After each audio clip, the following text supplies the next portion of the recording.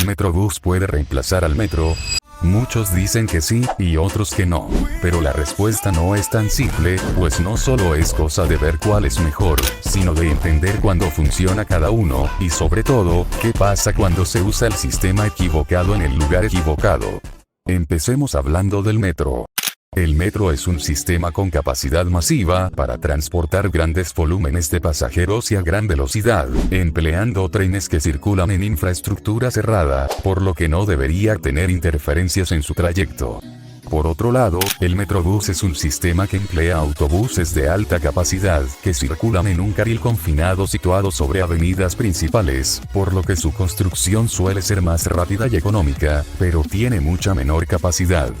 Por ejemplo, un tren del metro de 6 vagones, es decir de los cortos, tiene una capacidad para 1020 pasajeros, mientras que los autobuses biarticulados del Metrobús, o sea los más largos, tienen una capacidad para 240 pasajeros. Bajo ese contexto, si en una línea del metro pasan trenes de 6 vagones cada 5 minutos, cada uno con capacidad para 1020 pasajeros, en una hora habrán pasado 12 trenes, por lo que más de 12.000 pasajeros se pudieron transportar.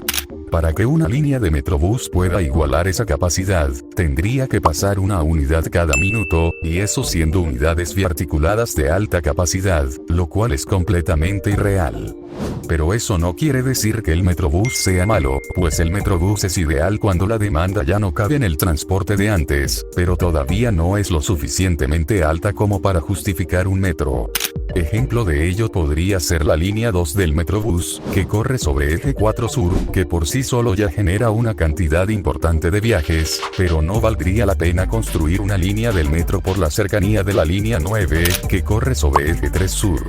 Otro escenario donde el Metrobús suele funcionar, es como complemento auxiliar del metro, sobre todo en casos donde los viajes se distribuyen a lo largo del corredor, es decir, cuando la gente sube y baja en muchos puntos, y que sería inviable cubrir a todos con estaciones del metro. Pero lo que hace que el Metrobús jamás pueda hacerle frente al metro, es que el Metrobús sigue conviviendo con choques, semáforos, manifestaciones, cierres, y todo lo que pasa en la superficie.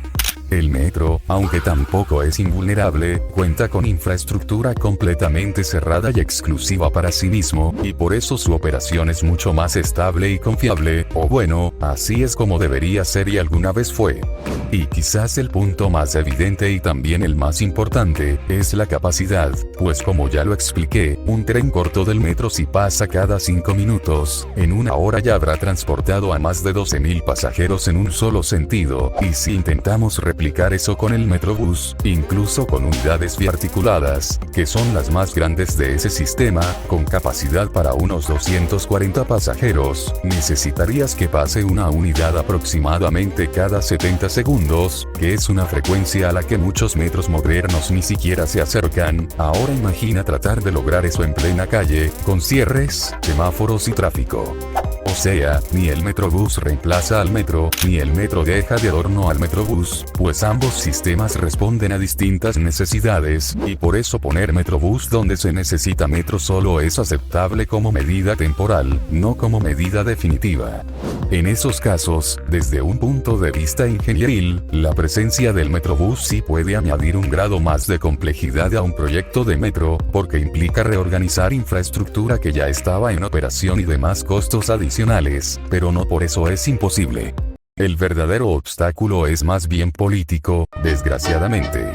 Pues a muy resumidas cuentas, se estarían enfrentando al dilema de construir donde ya hay infraestructura, o construir donde todavía no la hay, que aunque beneficioso para las zonas que aún no han sido cubiertas, esto último tiene más peso en la narrativa política, que atender una zona que ya contaba con servicios, aunque estos hayan quedado rebasados. Es como si hubieran dos pueblos de 1000 habitantes con su respectiva escuela, pero uno pasó de 1000 a 10.000 habitantes y tuvo que construir otra escuela, mientras el otro llegó a 3000 habitantes, pero sigue con la misma escuela. En ambos casos las escuelas ya no se dan abasto y se necesita construir una nueva, pero en el caso del pueblo de 10.000 habitantes, el hecho de que ya cuente con una segunda escuela no invalida la necesidad de construir más infraestructura porque la que estaba ha sido rebasada. Una forma de entenderlo es pensar en el metro como una computadora de escritorio y en el Metrobús como un celular. Ambos sirven para trabajar y resolver tareas, pero el celular es más accesible y suficiente para muchas actividades del día a día, incluso habiendo cosas donde resulta más práctico que una computadora.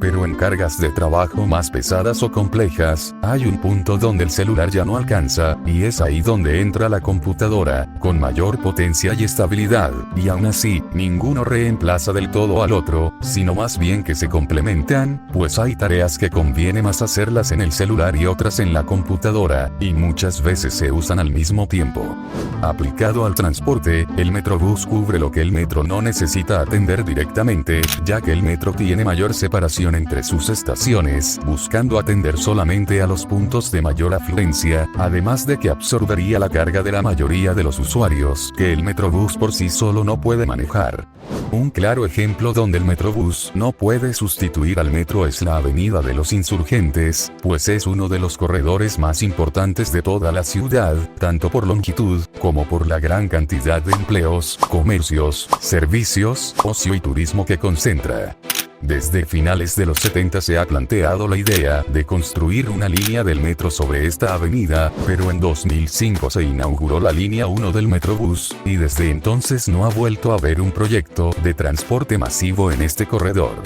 Algunos medios, yo incluido, hemos repetido la idea de que ese Metrobús se construyó con los recursos destinados al metro, pero investigando más a fondo no encontré evidencia sólida que corrobore eso. Lo que sí es un hecho es que esta línea del Metrobús es por mucho la más utilizada de ese sistema, con una demanda que se acerca a la de las líneas más usadas del metro, y es la única donde operan unidades biarticuladas, y aún así sigue estando muy por debajo de lo que puede ofrecer el metro en un corredor de esta magnitud, y si no me crees, date una vuelta en esa línea del Metrobús un lunes por la mañana. Un caso donde el Metrobús sí podría tener sentido, es en el eje 2 Sur. Entre la línea 1 del metro, que corre por parte del eje 1 Sur, y la línea 9 del metro que recorre el eje 3 Sur, queda esta vialidad intermedia que no es invisible y también genera una cantidad importante de viajes, pero ya se encuentra relativamente cubierta por el metro en sus alrededores. En este contexto, construir una nueva línea del metro sería redundante e innecesario, pero eso no significa que la demanda deba ignorarse, y ahí es donde un sistema como el Metrobús encaja mejor.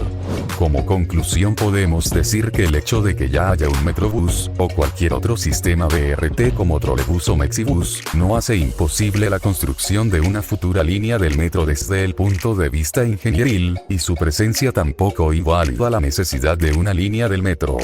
Donde está el verdadero problema es en la política, que tristemente son los únicos que tienen el poder de decidir si las cosas se quedan así, o hacer un cambio.